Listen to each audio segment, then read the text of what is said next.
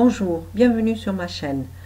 Je vous retrouve aujourd'hui pour une nouvelle vidéo afin de poursuivre donc le thème sur les amortissements.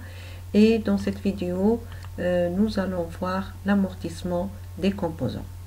Alors, une entreprise est amenée parfois à faire l'acquisition d'immobilisation comportant plusieurs éléments, ayant des durées de vie distinctes. Par exemple, elle peut acheter un entrepôt avec sa toiture.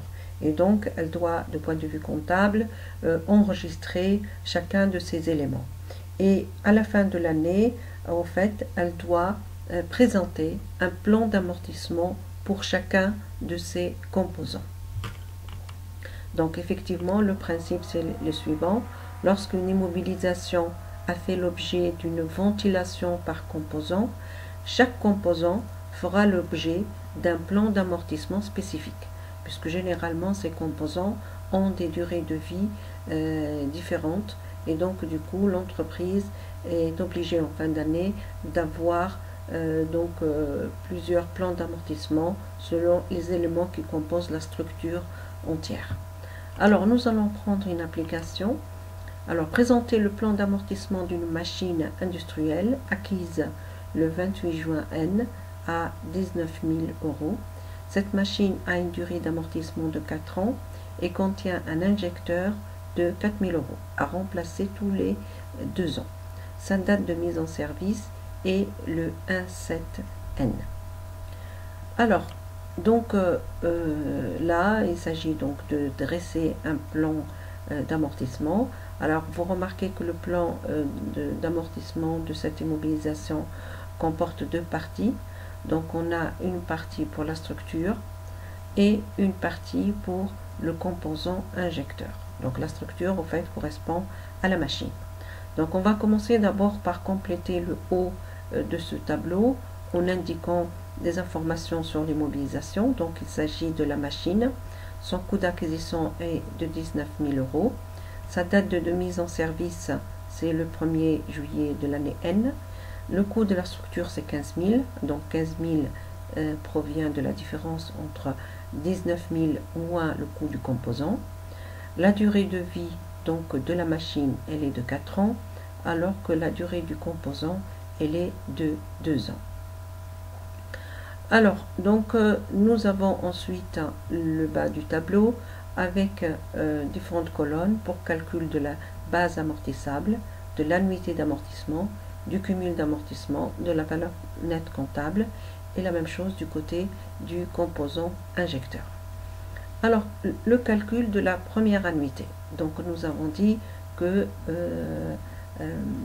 cette immobilisation, enfin ces deux immobilisations, sont comptabilisées à partir de leur date de mise en service.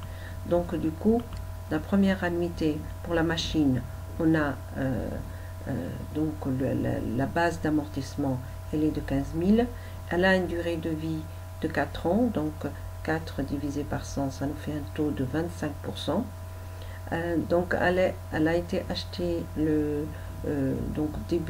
début du mois de juillet, donc du mois de juillet jusqu'à fin décembre, ça nous fait 6 mois. Il s'agit ici d'un calcul pro rata temporis, donc on multiplie par le nombre de mois et on divise par 12, ce qui nous donne donc une annuité, la première annuité, qui est une annuité incomplète, donc de 1875. Pour l'injecteur, donc là aussi on a une base amortissable de 4000. Sa durée d'utilisation est de 2 ans, donc le taux d'amortissement sera de 50%. La même durée d'utilisation, enfin la même durée au niveau de la date de mise en service. Donc il faut compter donc 6 mois sur 12 mois, ce qui nous donne une première annuité de 1000 €. Alors, on va compléter donc le tableau. Pour la première annuité, donc c'est une annuité qui est incomplète.